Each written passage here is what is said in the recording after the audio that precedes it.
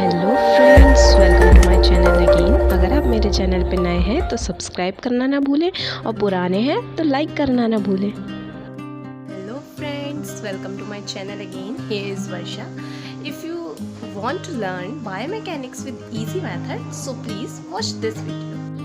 Hello friends, अगर आप easily biomechanics को समझना चाहते हैं तो इस वीडियो को एंड तक देखें। आज का हमारा टॉपिक है introduction of dynamics and statics in biomechanics. Introduction to statics and dynamics.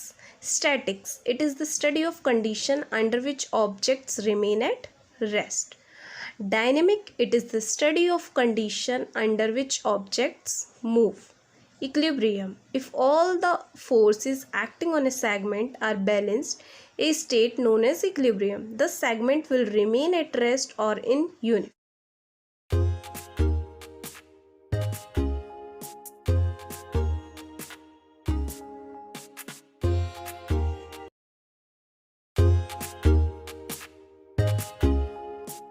Newton's law of inertia, first law. This law identifies the condition under which all objects will be in equilibrium.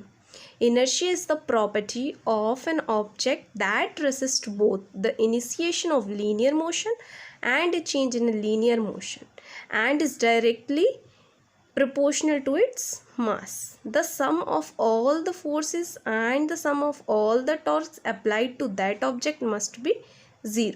Summation F is equal to 0, summation torque is equal to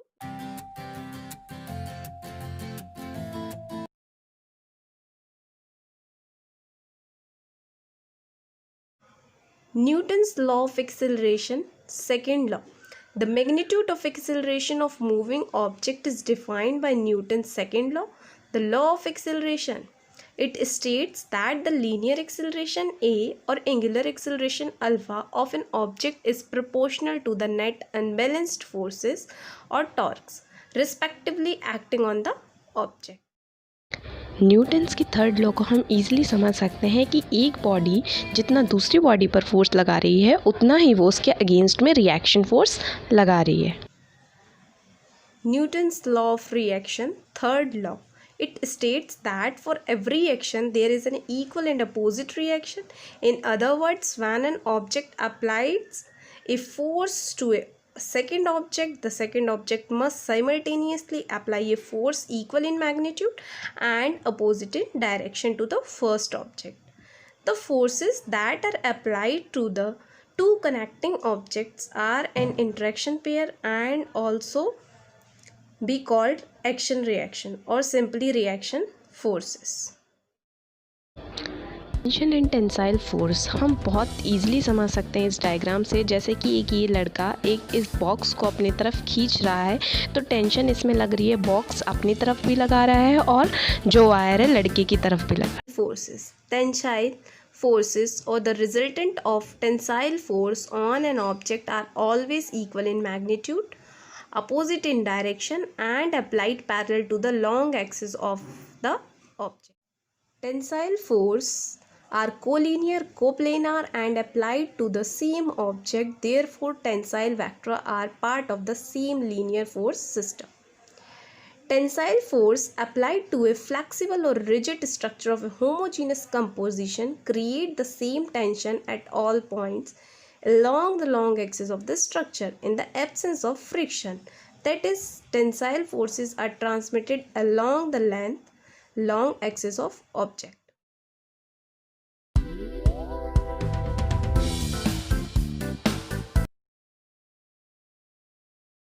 जैसे कि आप इस diagram में देख रहे हैं, जो ये कैप्सूल ऑन लैग फुट है यानी कि जो ये CLF है वो मस्ट कॉन्कोमिटेंट रिएक्शन फोर्स लगा रहा है लैग फुट ऑन कैप्सूल यानी LFC पे।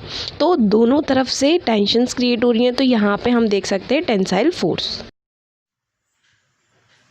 Gravitational and contact forces. Gravity is a very important force to consider when dealing with biomechanics.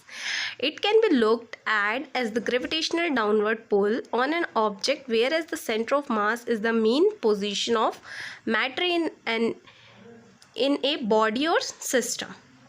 Gravity, like all forces, has a point of application, a magnitude and a direction.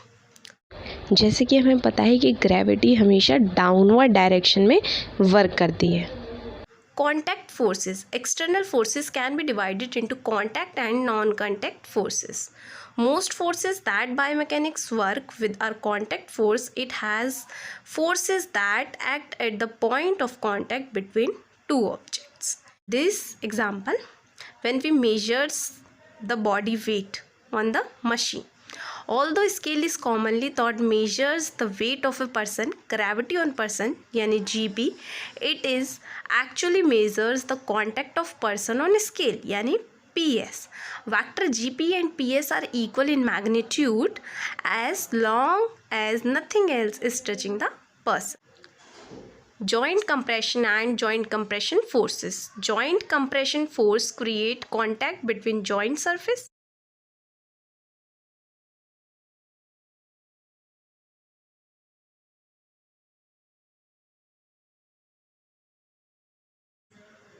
There must be a minimum of one resultant compression forces on each contiguous joint segment, with each compression force perpendicular to and directed towards the segment joint surface and opposite in direction to the compression force on the adjacent segment. Joint compression resultant in a joint reaction forces of each of the segment. When there is a net compression force applied to each of the adjacent joint segment, dashed vector towards the joint surface, in this case provided by hand on leg foot HLF and gravity on femur GF. So हम देख सकते हैं यहाँ पे femur पे gravity लग रही है और हम यहाँ हैंड से प्रोवाइड कर रहे हैं फोर्स फोर्थ सेगमेंट पे, जो कि कंप्रेशन क्रिएट करेगा.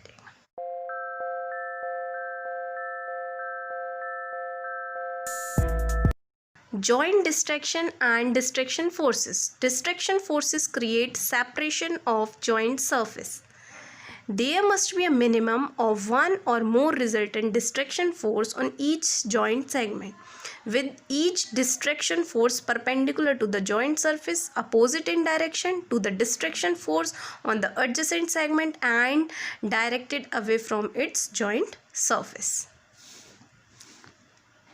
Joint distraction can be dynamic through unequal or opposite acceleration of segments, or static when the tensile force in the tissue that joins the segment are balanced by distraction forces or equal or greater magnitude. We can understand with this diagram distraction of a joint and tensile force in the knee joint capsule occurs when there is a net destructive force directed away from the joint surface applied to each of the adjacent joint segment.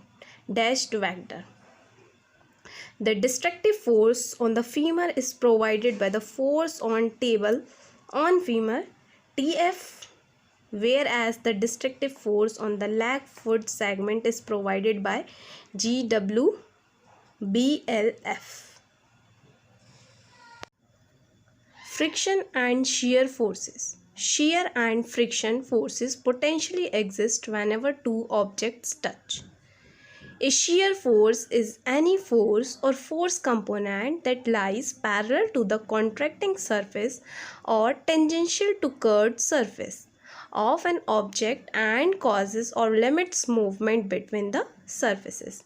Friction is a special case of a shear force in which the direction is always opposite to the direction of potential or relative movement of the object. Opposite in direction to the net shear forces on that object. Friction has magnitude only when there is a net shear force applied to an object. That is, friction has magnitude only when two contacting objects move or attempt to move on each other. After all, potential shear forces are accounted for. The magnitude of static friction can change with the change in the net shear force. That friction opposes the magnitude of kinetic friction remains the same regardless of the shear force or forces it opposes or the speed of the moving object. The magnitude of friction can never exceed the magnitude of shear force or forces it opposes.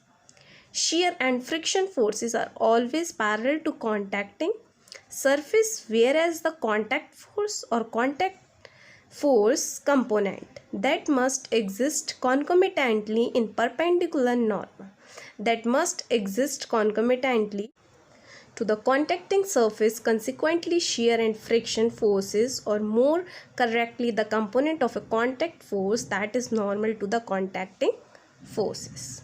shear force को आप इस diagram से समझ सकते हैं, जैसे कि ये मैन इस बॉक्स पर फोर्स लगा रहा है। आज का हमारा टॉपिक यहीं फिनिश होता है। अगर आपको मेरी वीडियो अच्छी लगे तो लाइक करें, सब्सक्राइब करें और शेयर करें। नोट्स आपको डिस्क्रिप्शन बॉक्स में मिल जाएंगे।